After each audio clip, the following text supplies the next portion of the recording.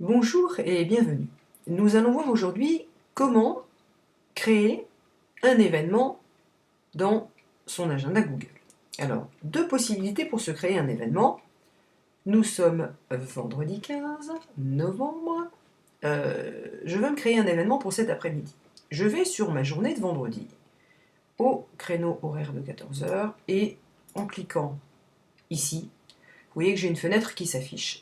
Donc, je peux mettre ici, voilà, j'ai une réunion cet après-midi. Par contre, la réunion, je n'ai pas envie de l'enregistrer dans cet agenda. En cliquant ici, vous aurez la liste déroulante de l'ensemble de vos agendas. Voilà, je vais créer un événement plutôt professionnel. Et vous voyez qu'ici, le créneau horaire est un créneau d'une heure. Souvenez-vous, c'est le créneau que nous avions défini dans les paramètres de l'agenda. Voilà, et ensuite, je crée mon événement, et voilà, ma réunion est bien créée, vendredi 15, de 14 à 15. Deuxième possibilité pour vous créer un événement, c'est à partir du calendrier. On va prendre le samedi 16, par exemple, donc je clique sur ma journée où je vais directement dans créer, et vous voyez qu'ici, vous avez beaucoup plus de possibilités de réglage et d'affinage pour votre événement. Alors, je vais m'afficher un événement privé, hop là, qui aura donc lieu le 16, non pas à 11 h, mais donc vous voyez qu'ici vous pouvez vous attribuer des créneaux horaires. Je vais le mettre de 16h30 à 20 h.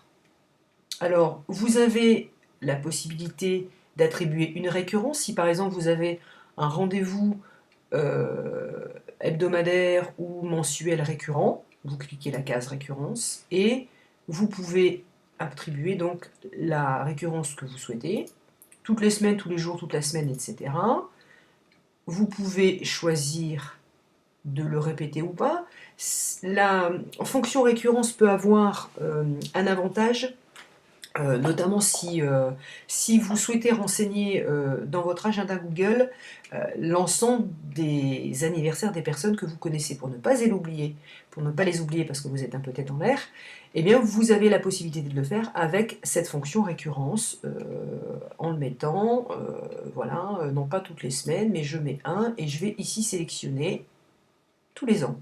Et donc tous les ans à la même époque, vous aurez l'anniversaire qui sera reporté au fur et à mesure dans vos agendas. Ça peut être pratique, surtout quand on les oublie. Par exemple, messieurs, pour les anniversaires de mariage, et pour ceux qui sont mariés, date de début, la fin, jamais, après, etc., etc. Voilà, je vais annuler puisque je ne vais pas mettre de récurrence. Et vous pouvez aussi, par exemple, si c'est un salon, vous êtes un professionnel, vous avez 3 jours de réunion, un séminaire ou autre, voilà, renseignez qu'effectivement, vous êtes pris toute la journée. Donc, vous pouvez définir un lieu à cet événement. Ici, choisir de l'attribuer à tel et tel agenda. Donc là, je vais laisser dans l'agenda privé. Décrire en quoi consiste cet événement. Et ici, ajouter des invités. Et donc, en fait, il suffit simplement de préciser les adresses mail.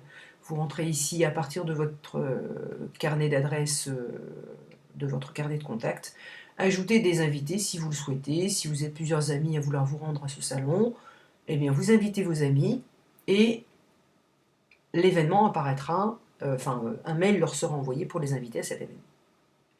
Et vous pouvez sélectionner ici ce que vous souhaitez, à savoir est-ce que les personnes que j'ai invitées à cet événement peuvent le modifier, peuvent elles-mêmes inviter d'autres personnes à cet événement, et est-ce qu'elles peuvent voir la liste des personnes qui ont été invitées à cet événement. Vous pouvez attribuer, indépendamment de la couleur de l'agenda, une couleur à cet événement. Bon, je vais lui laisser la couleur de l'agenda correspondant, c'est plus simple. Et vous pouvez y indiquer des rappels. Alors, je peux, voilà, donc vous ajoutez autant de rappels que vous souhaitez et vous les supprimez ici. Et les rappels se font par pop-up ou par email, et vous modifiez ici, voilà, je peux mettre par exemple 20 minutes avant. Je ne vais pas faire de rappel pop-up, je vais juste me mettre un rappel mail. Je précise ma disponibilité pendant ce rendez-vous, est-ce que je serai disponible et joignable ou occupé, et si je désire que l'événement que je viens de créer soit par défaut, est-ce que je veux que cet événement soit public ou est-ce que je veux qu'il soit privé, et ensuite vous enregistrez, et mon événement, alors en vue journée apparaît ici, de 16h à 20h, et vous voyez que la petite horloge ici indique que j'y ai associé un rappel, c'est pratique, il affiche tout, et en vue semaine, voilà comment mon événement apparaît. Si vous voulez, vous dites, oh flûte, je me suis trompé, c'est pas samedi-ci, c'est la semaine prochaine. Oh bah c'est ballot. Donc pour supprimer un événement, rien de plus simple, vous cliquez ici, voilà, et la fenêtre qui s'affiche vous donne la possibilité ou de le modifier, ou de le supprimer. Donc ensuite, voilà, quand vous cliquez, quand vous cliquez en direct sur un horaire, il vous donne directement l'accès à la saisie d'un rendez-vous.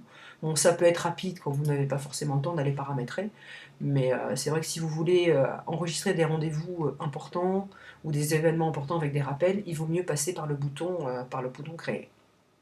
Donc on a vu les suppressions, et ce que je voulais vous montrer, c'est également le fait que les couleurs s'estompent. Alors j'ai pris un autre compte sur lequel donc on retrouve le compte perso, le compte privé, j'ai rajouté un compte, un agenda privé, enfin le compte perso plutôt professionnel et privé. Et vous voyez que par exemple sur ces événements, on est vendredi, j'avais enregistré un événement pour ce matin, pour l'agenda pro, et en fait la couleur, dans la mesure où l'événement est passé, est estompée par rapport aux événements à venir, et la petite barre rouge signale en fait l'heure qu'il est, il est précisément 11 h. Voilà donc ce qu'il y avait à savoir pour la création d'un événement dans Google Agenda. À bientôt!